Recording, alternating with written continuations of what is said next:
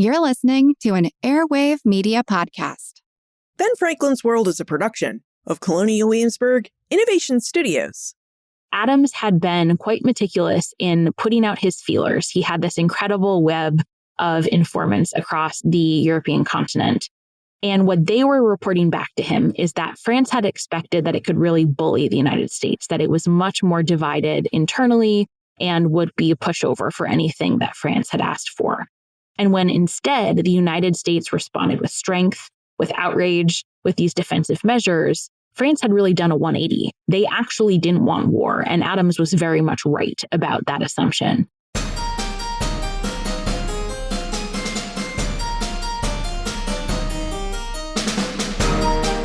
Hello, and welcome to episode 403 of Ben Franklin's World, the podcast dedicated to helping you learn more about how the people and events of our early American past have shaped the present-day world we live in.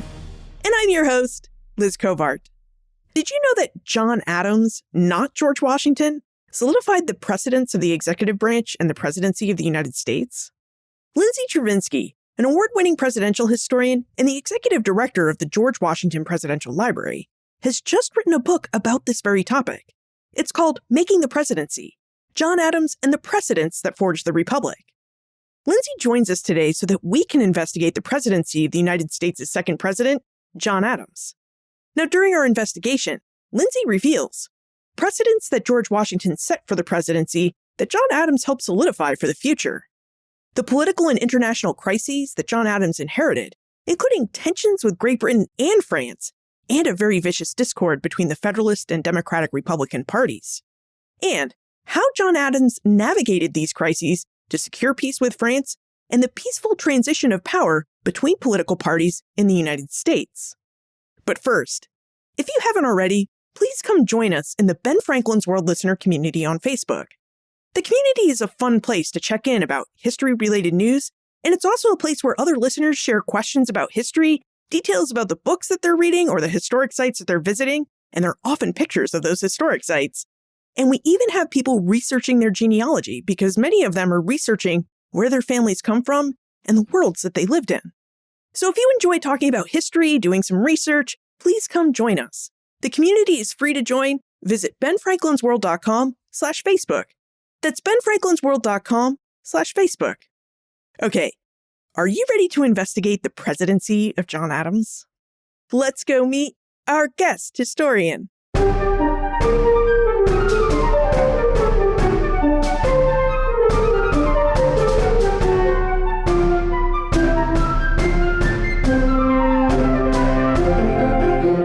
Joining us is a presidential historian and the executive director of the George Washington Presidential Library.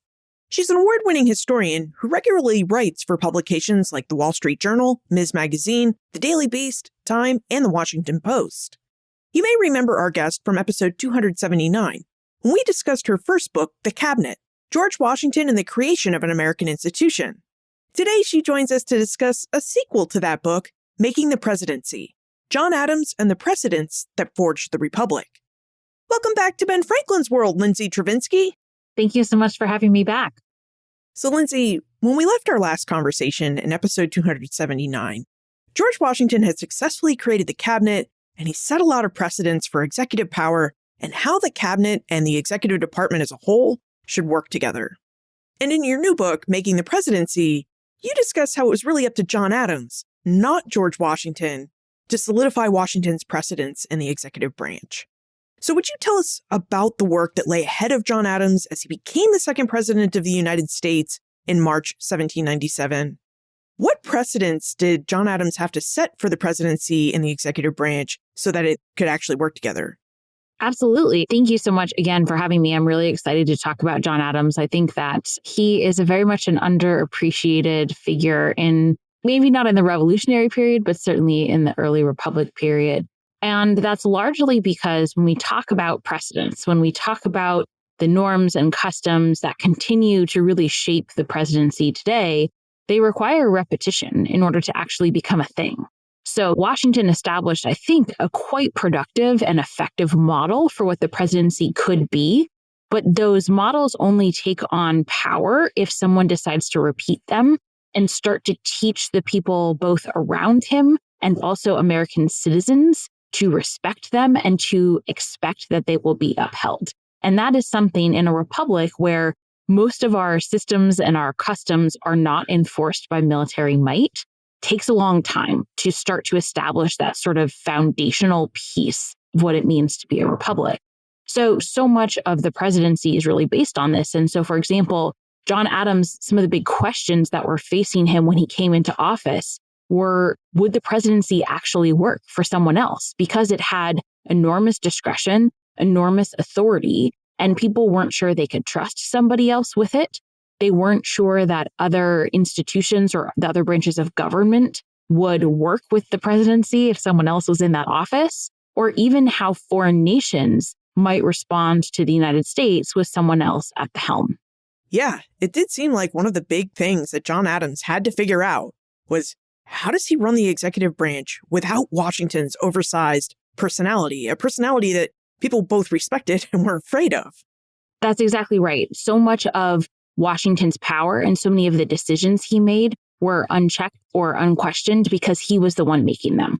Now, often I think they were actually the right decision. He was quite deliberative and careful about his decision-making process and included a lot of people in the advisory piece of that. But he very rarely received pushback because of who he was. That was not going to be the case with John Adams, both because the political culture and the system had shifted significantly. The first early political parties were really coming into their own, but also just because he didn't enjoy that unparalleled stature among the American people or even in his own party. Now, when we read your book, Making the Presidency, it seems like George Washington was rather excited to retire and to hand everything off to the next guy.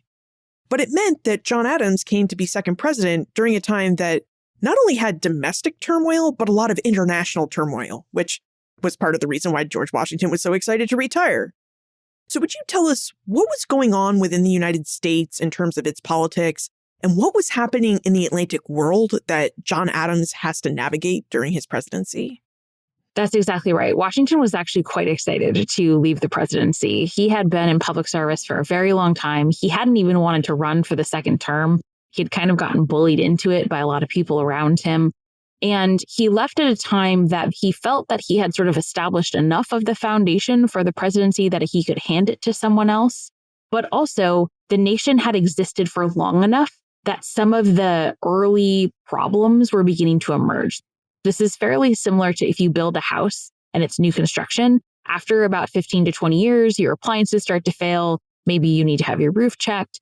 This is true with the nation. And that was true both domestically and internationally. In particular, the relationship with France and Great Britain was quite fraught because the United States had signed a new treaty with Great Britain called the Jay Treaty towards the end of Washington's presidency. It helped resolve some of the lingering tensions from the Revolutionary War, though not all. But it made France really angry because it felt like it undermined their, quote, most favorite nation status in terms of the alliance between France and the United States. And so they started to seize American ships, imprison American sailors, and sell off the goods and keep the profit for themselves, which obviously was quite unpopular with Americans. They wanted their ships and their family members and their stuff back. So both of these nations were really sort of pressing on the United States and were challenging it as an independent nation. Domestically, there were a lot of tensions that I think will sound similar today. There were a series of rolling pandemics, increased immigration, questions about citizenship and who belonged, questions about free speech and the potential for sedition, political violence. There were contested elections, foreign interference in elections. These were just some of the things that Adams was facing. We are going to tackle those international and domestic quagmires, those problems that Adams has to deal with throughout his presidency. But before we dive into those topics, let's talk about the cabinet. Lindsay, in your first book, The Cabinet, you talk about how important the cabinet was as both an advisory body to the president and as the workhorse of the executive branch. You also discuss how it was the work of the cabinet secretaries to keep the departments of government functioning, which is why George Washington took great care in constructing his cabinet, finding the right people and putting them into these jobs so that they could build a new nation together. Would you remind us about the work that the cabinet does, the precedents that Washington set for the cabinet, and then how John Adams went about establishing his own cabinet, because it seems like Adams's decision about how he went about establishing his cabinet is something that he's going to have to contend with for the rest of his presidency. So the Constitution mentions department secretaries, but it doesn't say anything else. And it left it up to Congress to figure out how many there would be, what types of departments, and any other particular regulations or rules. And the first federal Congress in the summer of 1789 created 3 departments: State, War, and Treasury, and a position of Attorney General, which really served as a constitutional advisor. So there was an expectation from the very beginning that these individuals would manage those departments, and most of the responsibilities of the federal government fell under those departments. So things like the consuls that were stationed around the globe that would help Americans if they got into trouble, those reported back to the State Department. The tax officials that were stationed at different ports, especially on the Atlantic seaboard, those all reported back to the Treasury Department. So they had very important managerial responsibilities. They also, in the Constitution, it said that they can provide written advice to the president. And so there was an understanding that these individuals would also play some sort of advisory body when big questions came up that the president needed support on. And Washington's innovation was recognizing that written advice, it's inefficient today, but imagine how inefficient it is when you're talking about parchment and quill. So he realized that that was really not going to work, but also that a lot of the really tricky problems that he was facing and his successors were facing required the input of multiple people because they didn't have easy answers. And so you needed a lot of different perspectives, and they often touched on the work of a lot of different departments. And so 2.5 years into his administration, on November 26, 1791, he convened his first cabinet meeting where he brought all of the secretaries together. And he did so roughly 91 times over the course of the rest of his presidency. Usually it was either when there was a precedent-setting issue, a question about the Constitution, or an international crisis or a domestic crisis. And he established a couple of really important precedents for his successors. First, the cabinet is designed to work as the president wants it. So there are no external regulations that determine how regularly the cabinet has to meet, or whether or not the president even needs to take their advice. So sometimes Washington met with the cabinet all the time. Sometimes he met with them once every 6 months, just depended on what he wanted. Second, that the cabinet secretaries didn't have an institutional right to be a part of the decision-making process. So they could give their advice, they could ask to be in the room, but they couldn't demand it. That precedent in particular actually turned out to be much more flexible, or perhaps needed additional backing up by the people that followed, because Washington's assertion of his decision-making was unchecked by his cabinet secretaries, and that was not necessarily true for those that followed. So John Adams, when he came into office, he had every expectation that he would have a cabinet because Washington had created it, but there was no model of the secretaries giving their resignation, sort of a pro forma resignation at the end of the administration. There was no other type of cabinet that he could look to as an example. And so he decided to keep Washington secretaries, thinking that if there had been a problem, Washington would have gotten rid of them. He had no reason not to trust them. And he knew how hard it had been for Washington to find replacements when people left office. And he figured, well, if Washington had trouble, then he would as well. You also noted in making the presidency that part of the trouble Washington had filling his second cabinet was that cabinet positions were not well-paid positions. Plus, secretaries had to live in Philadelphia or the nation's capital, and people just didn't want to leave their families for months on end. That's right. They really didn't have the prestige that we associate with cabinet positions today, and they were very onerous. It's very hard work. And as you said, the travel was really hard. And so it was difficult to go back and forth, and often uncomfortable and sometimes even unsafe. People typically accepted the position either if they were very close to the president and had a personal loyalty, if they already lived in Philadelphia, or if they desperately needed the money. Otherwise, they typically said no. Another thing I found very curious when I read your book, Making the Presidency, is that George Washington spent a lot of time and was thoughtful about the precedents he set, but he didn't take any time to clue John Adams into what these precedents were, how they worked, and he never invited John Adams to a cabinet meeting, even as he was the vice president. So John Adams never saw the cabinet at work, and he never saw George Washington and his cabinet secretaries interact and assist each other. So he didn't have any frame of mind for how the cabinet was supposed to work. And I found this really curious because George Washington knew that John Adams was going to be his successor. He spent a lot of time thinking about his legacy, and yet Washington still didn't invite John Adams for a chat about how everything worked and about the position he'd be inheriting. That's right. This is an area where I think Washington could have done better. Sometimes he made really exquisite leadership decisions, and other times I think he fell a little short, just like everyone does. And this is one of those spots. It's hard to know exactly why, because he didn't tell us his thinking, but I think it's some combination of three factors. One, as we talked about, he was tired and he wanted to go home. So sort of anything that delayed that process, he was not going to be pleased about. The second factor was that he perhaps felt that he needed to be a little bit more reserved and aloof because it would be inappropriate for him to interfere or to tell Adams how to do his job, sort of what we might think of as like a small r Republican reserve. And I think that is fitting with his personality. He often didn't tell other people how to be leaders. So that makes sense to me. I think the third factor is he didn't really trust John Adams' political judgment, and they weren't very close. So instead, he asked his current cabinet secretaries to stay on as a way to ensure that his policies were preserved and continued without really having to talk to Adams, which is a shame because I think if they had had more conversations, they would have realized actually how aligned they were on most issues. And it would have been extraordinarily helpful for Adams to have a better understanding about how this office worked. So John Adams made the decision to keep George Washington's second cabinet because it would have been hard for him to fill the positions. George Washington had a hard time filling these positions. Plus, George Washington picked these men, so the logic must carry that they were qualified men. What kind of relationship was John Adams able to establish with these men? These were George Washington's men. Were they going to be loyal to Adams? Was Adams going to be able to ask for the advice that George Washington had asked them for? What were the dynamics that Adams was walking into by keeping George Washington's cabinet in place? Well, initially, I think he thought that the relationship was fine. He believed that they were men of honor and that they would be loyal to the office of the presidency. I think that is also our expectation generally today, and I think that expectation holds more true in the 21st century when we've had centuries of building up the prestige of the office of the presidency.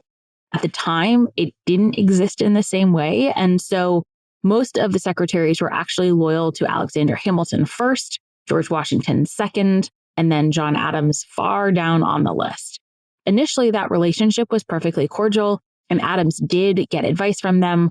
Oftentimes, he was getting advice from them that they had gotten from Alexander Hamilton, and sometimes that worked when Hamilton and Adams were actually on the same page without knowing it. But that relationship quickly began to sour when they had differing opinions, and the secretaries believed that they were smarter and they knew better and tried to assert their will over the president. So there is this intermeddler unknown to Adams and his cabinet. Let's see how this dynamic played out during Adams's presidency. John Adams entered office believing that the best course of action for the new United States was to follow George Washington's policy of neutrality towards both Great Britain and France in 1797. Lindsay, could we talk about why John Adams felt that this was an important priority issue? Why was the threat of war with France such a big issue for the new United States? Why was war something to be avoided? It's really important that we don't confuse our position as the United States now with our position of the United States in the 18th century, because we were just a tiny little baby nation at that point. We didn't create a naval department until 1798, and the army, when Adams came into office, was about 2,500 men. So our ability to fight a war against France, even if France was very distracted and had a lot of other things going on, was always going to be in question. And at this point, this is the age of Napoleon. So you just don't know how war is going to go when Napoleon is involved. So Adams, from the very beginning, recognized that war is always unpredictable and always fatal to someone or to something. But it also wasn't in America's best economic interest because the United States did a very brisk trade, especially between New England and the Caribbean, selling food, selling other sorts of supplies that the French colonies needed in order to survive. So it was much better for that relationship to be a peaceful one. And he was eager to preserve U.S. trade, eager to preserve America's ability to participate in the global community. This should not be confused with an isolationist perspective, because that was not what he was saying at all.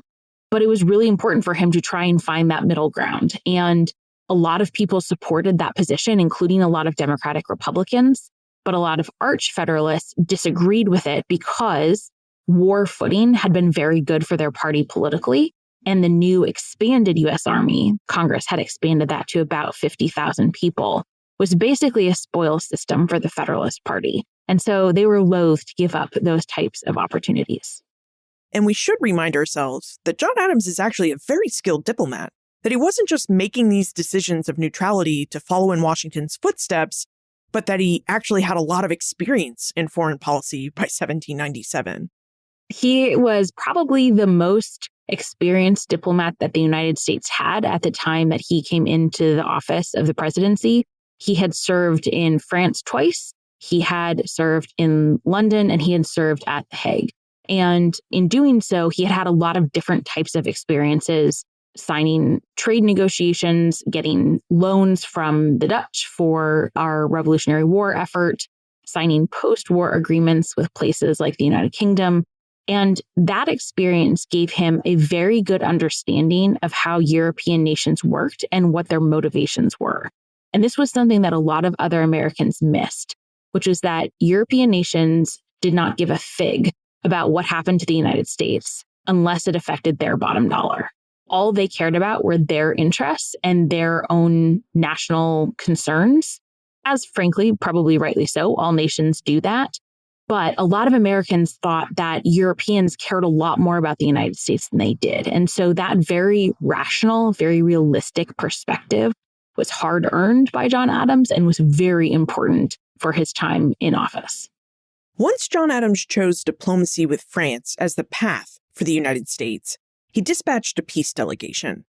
Would you tell us about this delegation and why Adams sent a delegation and not just a single ambassador, and how their peace negotiation went with France? So Adams sent a 3-person commission fairly early on in his presidency to France to try and negotiate a new arrangement to resolve a lot of these tensions. And he had selected the commission quite carefully to ensure that there were members from multiple different states and multiple different perspectives. The problem was twofold. One, those delegates arrived in France and they were met with a series of unofficial representatives, which John Marshall, in his descriptions of these conversations, called Agent X, Agent Y, and Agent Z. And the Americans made the mistake of starting conversations with these unofficial representatives before they were ever recognized as American ministers in France. So even if they had gotten concessions, it wouldn't have been an official agreement because these people didn't actually have an official position with the French government. The second was the reality of what it meant to do diplomacy in the 18th century.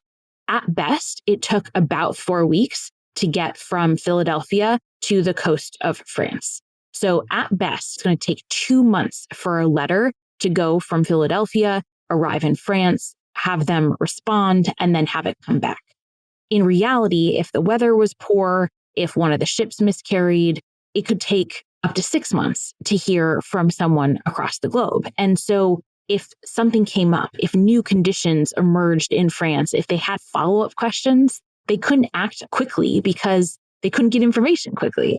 So Adams had to really trust that when he sent people across the globe, they would follow his instructions. But he couldn't be sure of it. And it caused, I think, a great deal of anxiety, waiting, trying to find out what had happened. Plus, these unofficial delegates also requested bribes from Adams's delegation, which also seemed to throw a big monkey wrench into his plans for diplomacy. Yes. So these unofficial representatives actually asked for a couple of things. They wanted bribes for themselves first. They wanted loans from the United States that they could use in their war against Great Britain. And they wanted a series of embarrassing apologies about speeches that the president had made, which for the purpose of sort of national honor was not going to happen. So the American ministers, who were John Marshall, Charles Cotesworth Pinckney, and Elbridge Gerry, kind of disagreed over how to interpret these requests, but they all agreed that bribes could not happen and they were not going to make the apologies.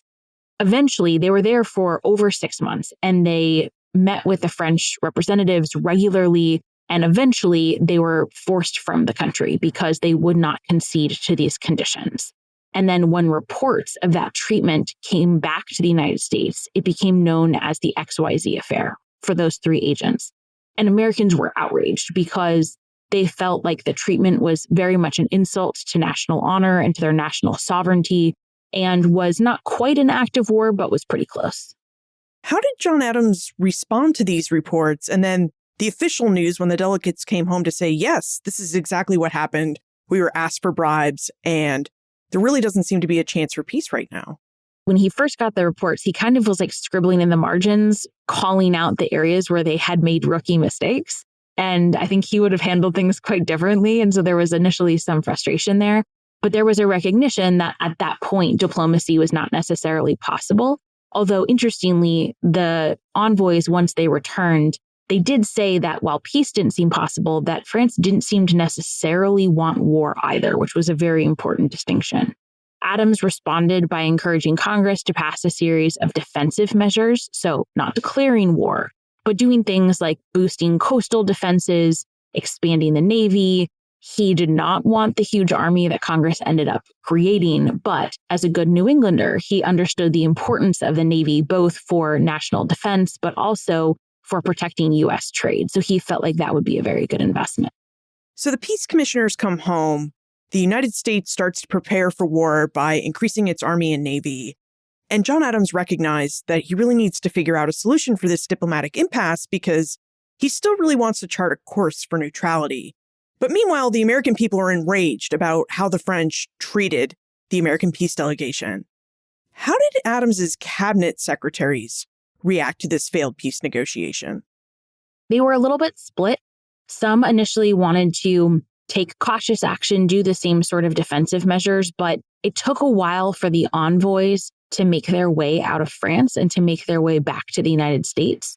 And some members in the cabinet were quite concerned that if the U.S. declared war right away, then the envoys would be captured or imprisoned or assassinated. And so they wanted to kind of wait to see what happened with their fellow Americans. Others, like Secretary of State Timothy Pickering, was immediately gung-ho for war and tried to whip votes in Congress for a war declaration. Yeah. Would you tell us more about Timothy Pickering? Because he seems to be a leader of this group called the Arch Federalists. And Pickering also seems to be the person on Adams's cabinet who keeps Alexander Hamilton very informed of the inner workings of the Adams administration.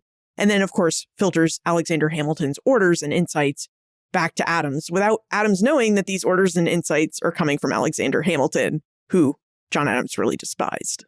Timothy Pickering was probably one of the all-time worst secretaries of state. He was often quite difficult, sometimes insubordinate, sometimes outright defying the president's orders. He believed himself to be the smartest person in the room all the time, despite sometimes sharing a room with some of the greatest minds in American history. He believed that anyone who disagreed with him was an enemy to be crushed, and he believed that compromise was a moral failing. So these are not generally personality traits you want in the position that is most in charge of diplomacy and compromise with foreign nations. In particular, when it came to France, he loathed France, and he thought war would be great, and he really liked the army. He was very loyal to Hamilton, so he was funneling all of the secret cabinet information to Hamilton without Adams' permission or approval, and then was taking what Hamilton was saying and presenting it as his own opinions. This is really where Pickering and Adams started to split, was over how to respond to this threat from France and going forward, how best to handle the international relationship.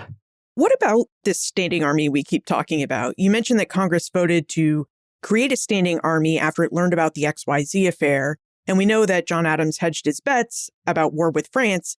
And even though he preferred to find a diplomatic solution, he still understood that the United States had a real need to be prepared for war just in case peace with France didn't work out.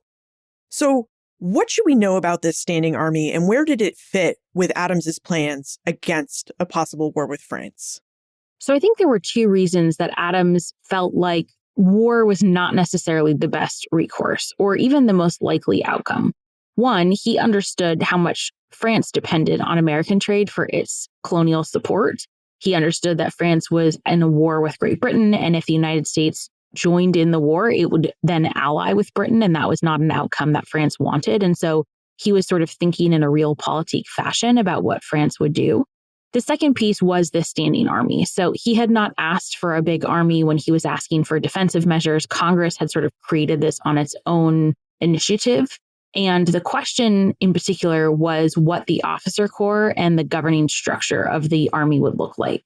To sort of stave off Hamilton, Adams asked Washington to come back and take command of the forces. And Washington agreed as long as he could stay at home at Mount Vernon until France invaded, which meant that whoever was number two was going to actually have most of the day-to-day governing authority. Pickering and the other cabinet secretaries all wanted that to be Alexander Hamilton.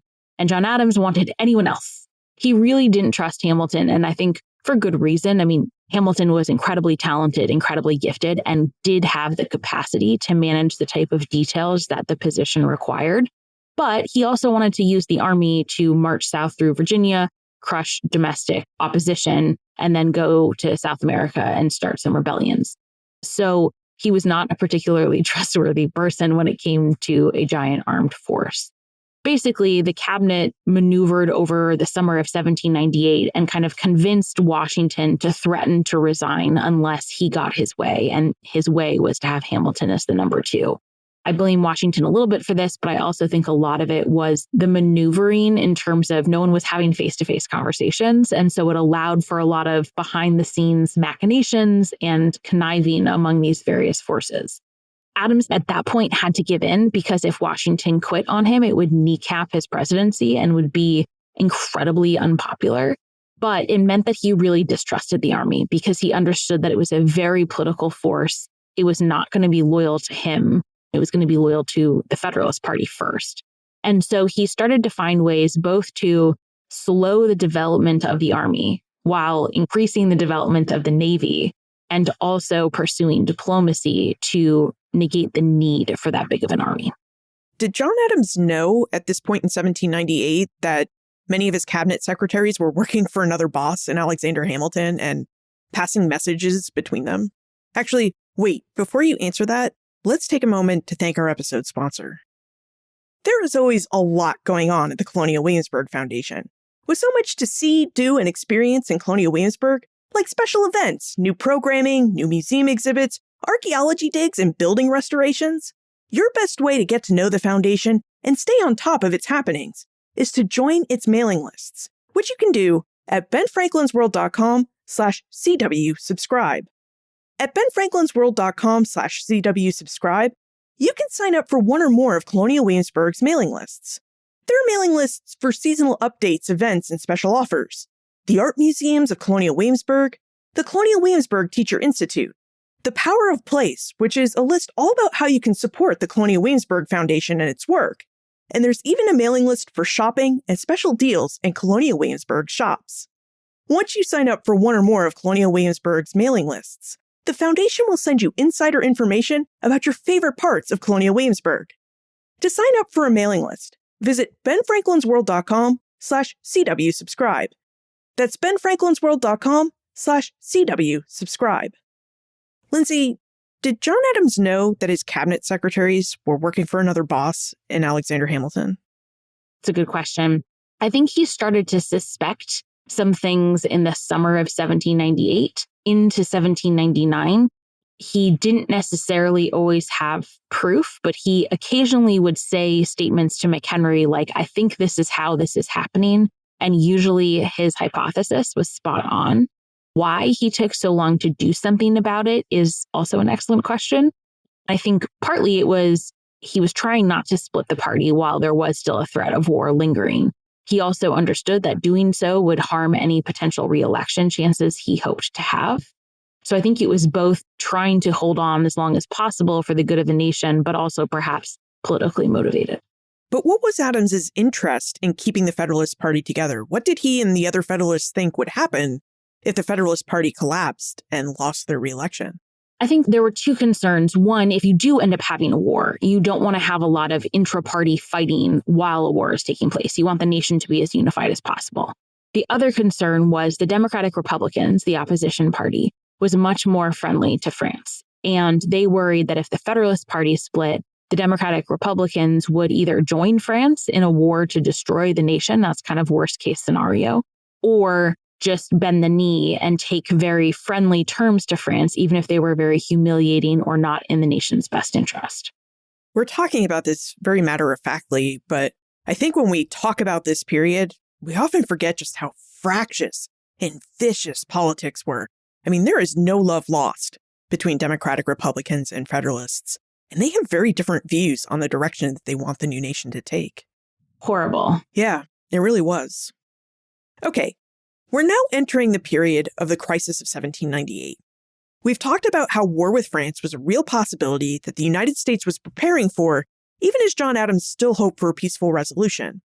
We've also touched on the fact that there were the war hawks among the arch-Federalists, men like Timothy Pickering, who perceived the Democratic-Republican Party as pandering to French interests and willing to kind of surrender the United States if they got their way.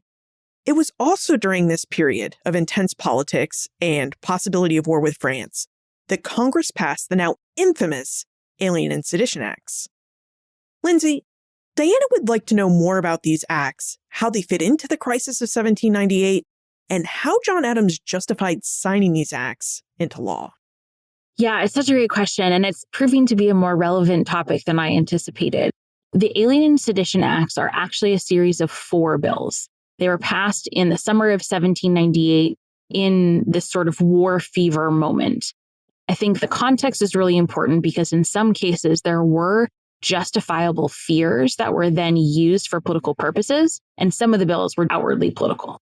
The Naturalization Bill was actually the first one passed, and that made it harder to become a citizen. It increased the amount of time you had to be in the country from 5 to 14 years and added a bunch of hoops that you had to jump through. And this was largely because immigrants tended to vote for Democratic Republicans. So this was a completely political bill. Second, there were 2 Alien Acts. The first was called the Alien Enemies Act. It was a bipartisan measure that was actually first put forward by the Democratic Republicans, hoping to stave off a more extreme measure.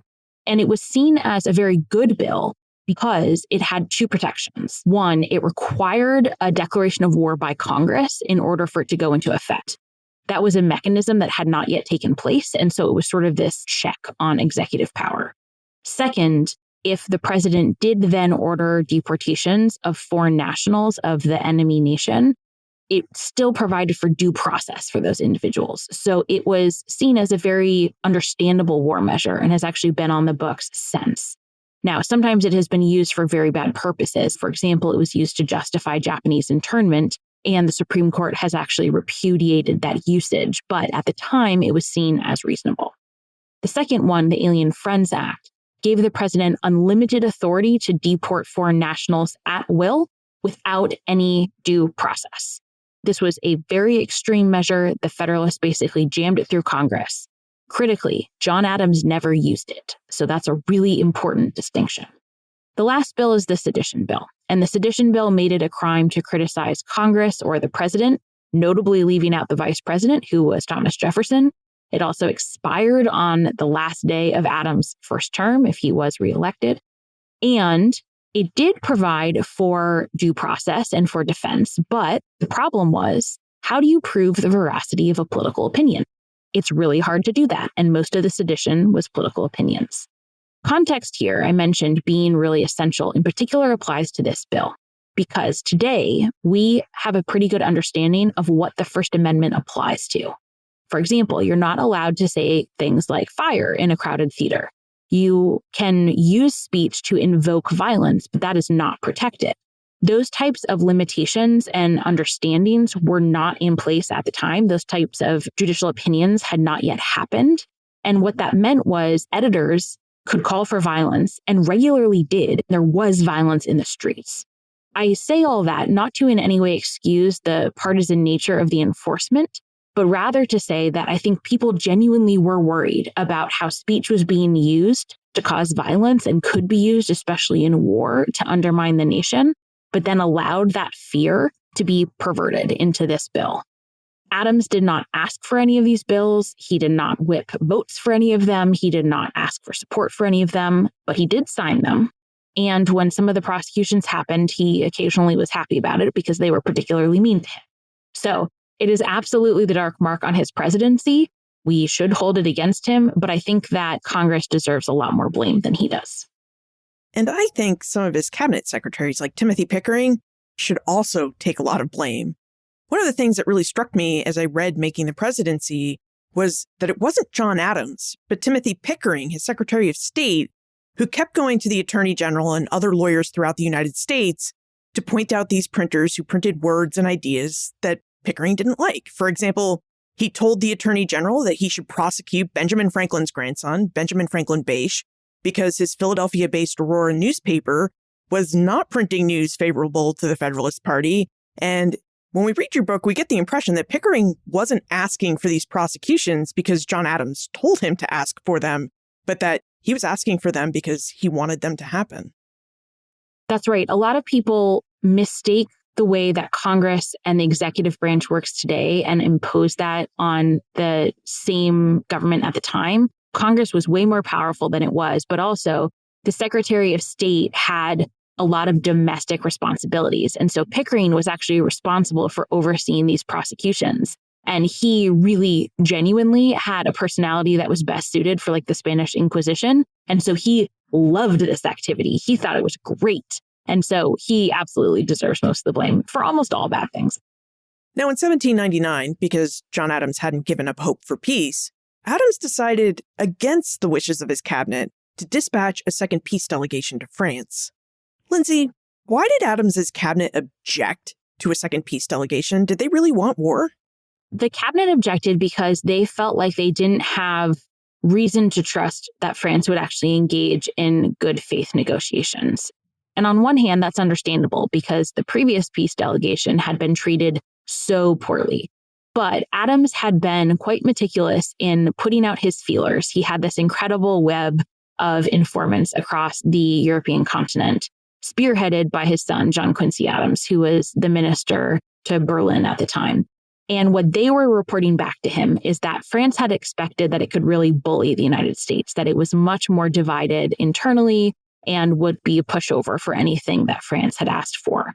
And when instead the United States responded with strength, with outrage, with these defensive measures, France had really done a 180. They actually didn't want war, and Adams was very much right about that assumption.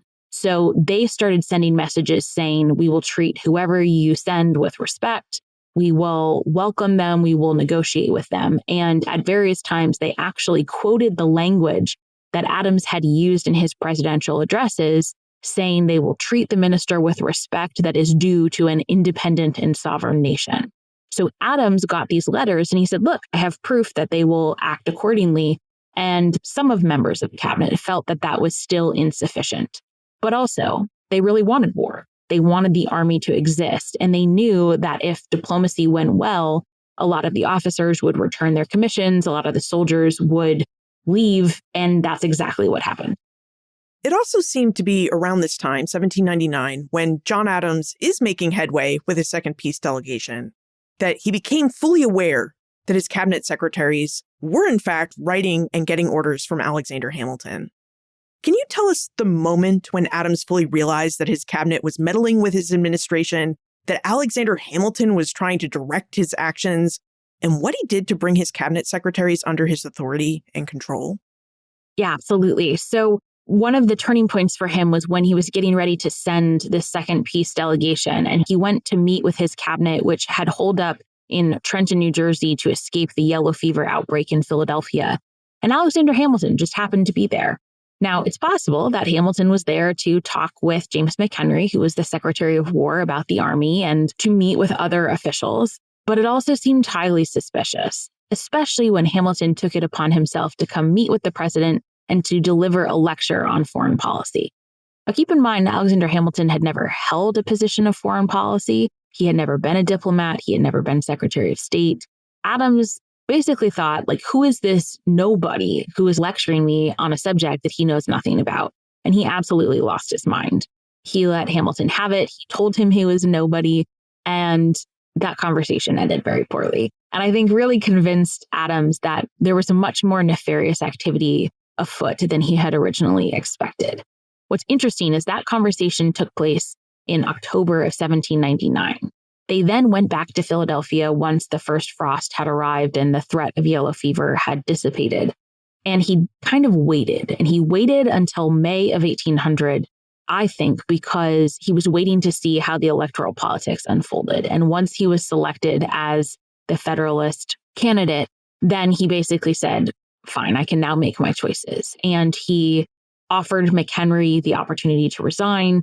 And then he offered Pickering the opportunity to resign, which was the gentleman's way out. It was totally appropriate at that time to resign from office. There was nothing dishonorable about it. And so Adams made this offer, which was kind of big of him, given the very poor relationships they had had at that point.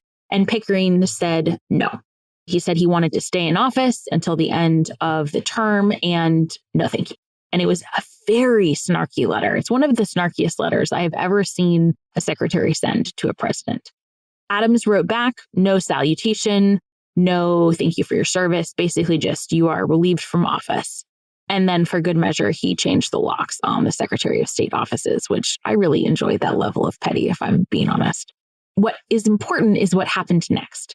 He then submitted the replacement, John Marshall, to the Senate for confirmation. And when the Senate confirmed Marshall, they were establishing a legal precedent that did not exist before. It was unclear how a secretary could be removed from office because it had never been done. When Washington was displeased with someone, they were so horrified that they would just resign immediately. And so he had never had to fire anybody. The Constitution doesn't say how it's to be done. The legislation creating the executive departments doesn't say, because Congress couldn't agree. So they basically punted on the issue. So in firing a secretary and getting the Senate to accept it, Adams was establishing a precedent that the Supreme Court actually confirmed in 1926, but critically established the character of the presidency. Because if we think about the implications of that decision, if a secretary can do whatever they want, then you don't have one executive. You basically have an executive by committee. But if a secretary can be removed by the president, then you have the type of president that Washington had embodied and envisioned. Well, now that we moved on to the highlights reel of John Adams's presidency, we should also talk about the Treaty of Mortefontaine, because you declare in your book, Making the Presidency, that this is probably the biggest highlight of Adams's presidency.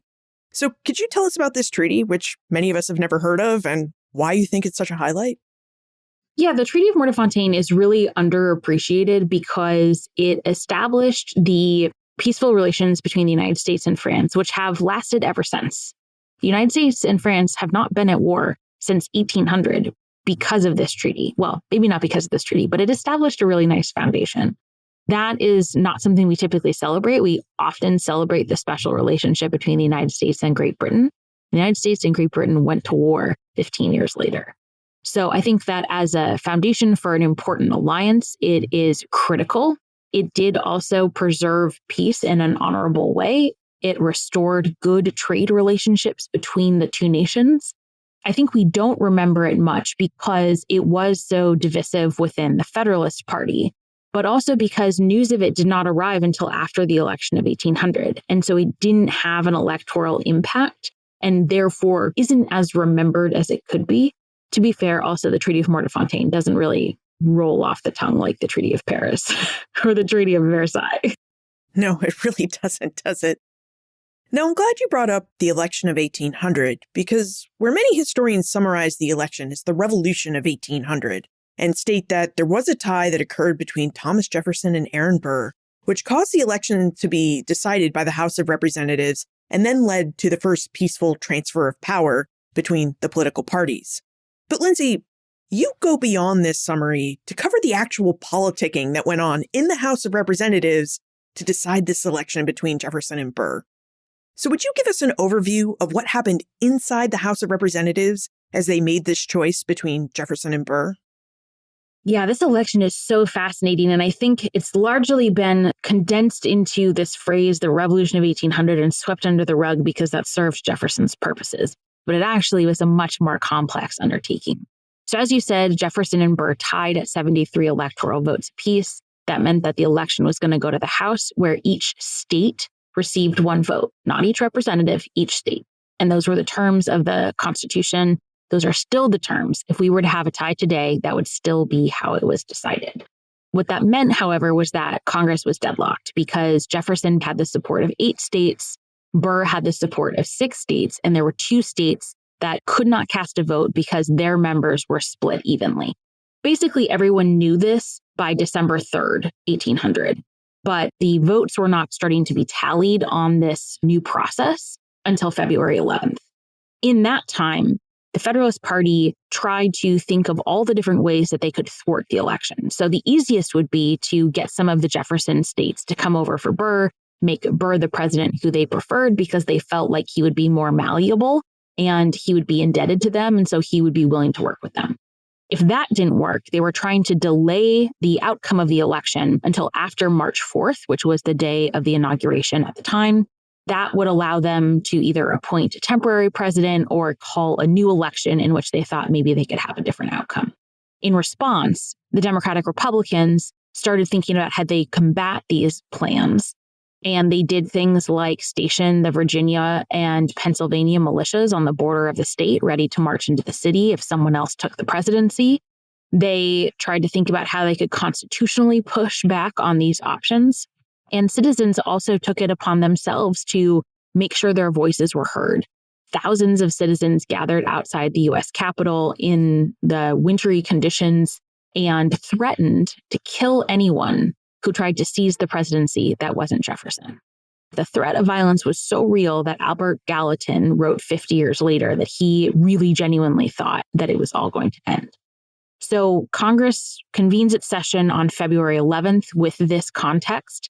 They start casting votes. They cast 24 votes in the first 24 hours with no resolution. That continues over the next several days.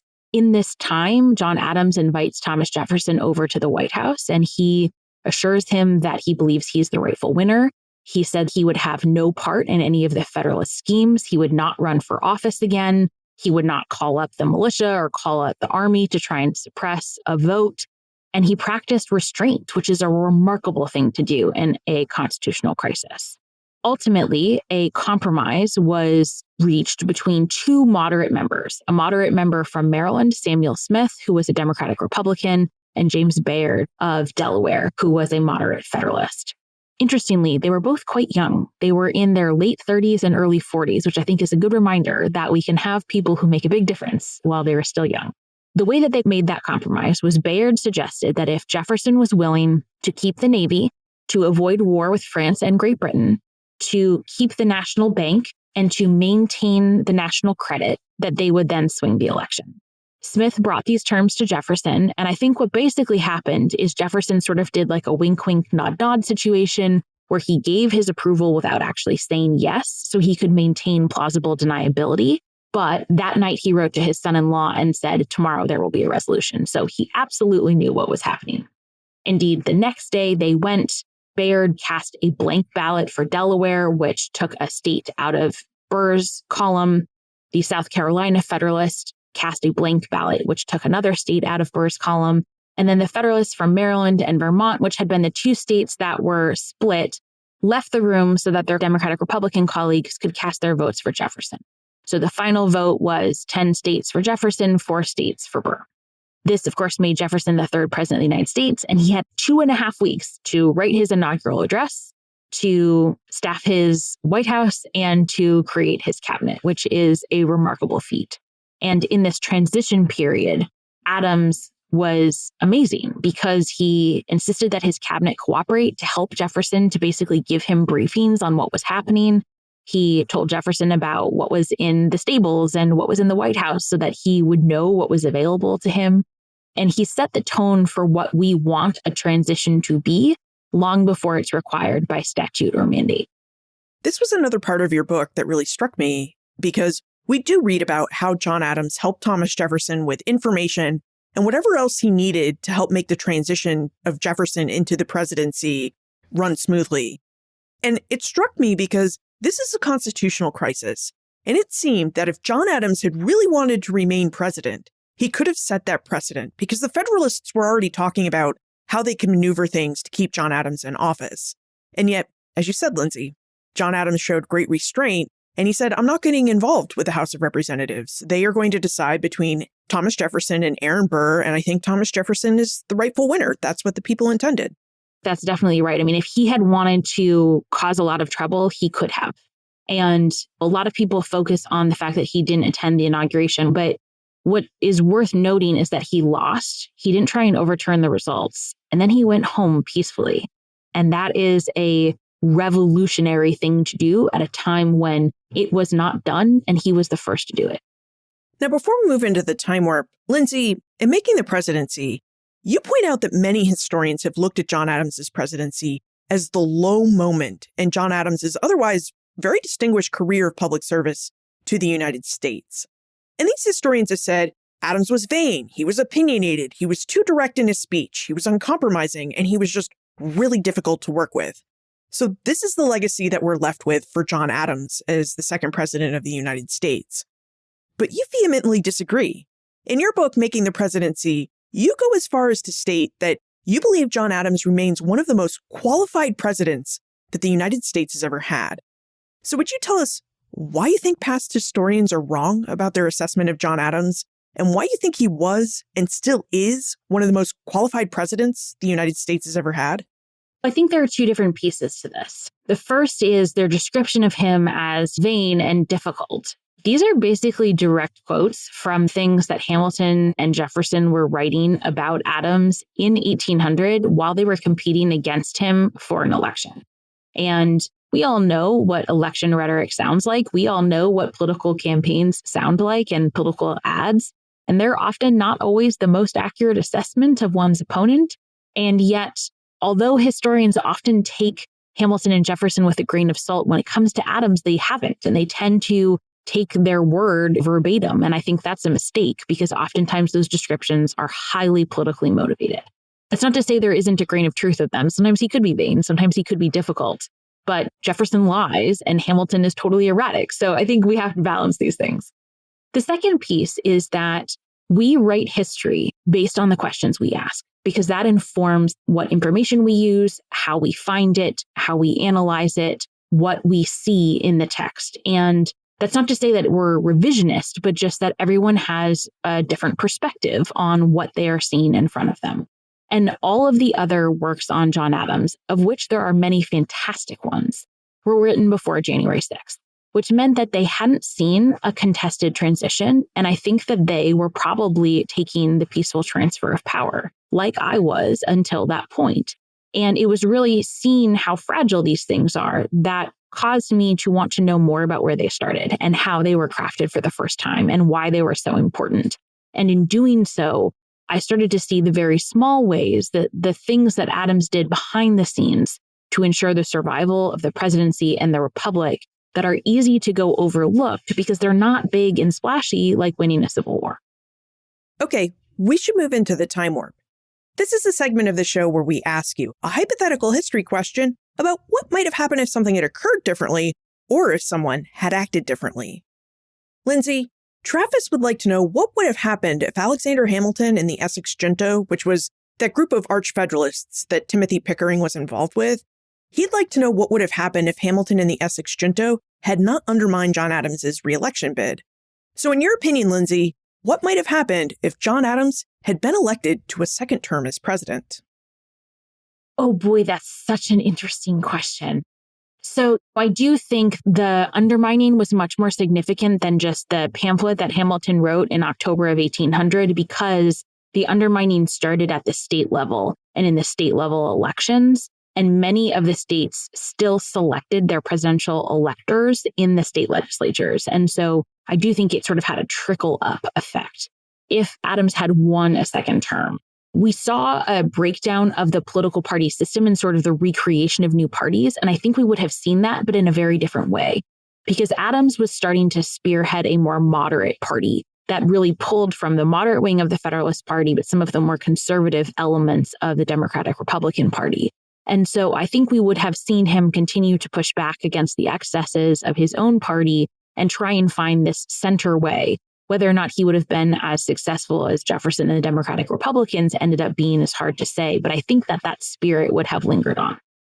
Well, since we last spoke with you, Lindsay, you're now the executive director of the George Washington Presidential Library at Mount Vernon. Do you even have time for another book? And if you do, what are you researching and writing about now? I've started thinking about it. I have a large stack of books next to me to be working on my reading, which unfortunately I do not absorb them via osmosis. It's a good start that they're at least in my house, but I'm working on getting them into my brain. I had one idea for a book that I think I will absolutely do in the future, but I think it's a pretty complex book and it's not the right one to be writing at this moment, having started the new job. So instead, I am probably going to be writing a John Quincy Adams book. I have long loved John Quincy Adams. John Quincy Dog Adams is my dog. And I would really like to write a John Quincy book while he is still with me, to review my text and be in my author photo with me. So that is probably what I will be working on. And is there anything happening at the George Washington Presidential Library that we should be aware of? Gosh, there's so much. We're open 365 days a year. In 2025, we are really going to be focused on a military theme. It is the 250th anniversary of the birth of the American Army and Washington taking command as commander-in-chief. And so we will have tons of public programming for all ages, everything from a Revolutionary War encampment out on the green to adult programming that looks at the history of the Revolutionary War, but also the complicated subject of civil-military divide, both then and now. What if we have more questions about John Adams, George Washington, or the presidency? Where's the best place for us to get in touch with you to pose those questions? I am on all the social medias. I'm kind of trying to figure out what's going to survive. So I have eggs in lots of baskets at the moment, but you can also visit my Substack, which is called Imperfect Union. And I send out a monthly newsletter with a history essay, as well as links to podcasts like this one and any other articles that I write. And it's the best place to stay on top of everything in one spot. Lindsay Travinsky, thank you so much for joining us again and taking us through the presidency of John Adams. Thank you so much for having me. John Adams's presidency proved instrumental in further defining and solidifying the executive branch in its work, how cabinet secretaries should act and communicate, and how presidents should enter and leave office. John Adams also played a major role in preserving the Union. As we have the benefit of hindsight, we can see that securing peace with France was critical to the continuance of the new nation. The young United States was ill-prepared for war. The Continental Army and Navy formed during the American Revolution had disbanded, and there were very few soldiers, sailors, and warships to fight a transatlantic war. Further, the young United States was still trying to pay off its Revolutionary War debt, secure its economy, and solidify its government after the departure of President George Washington.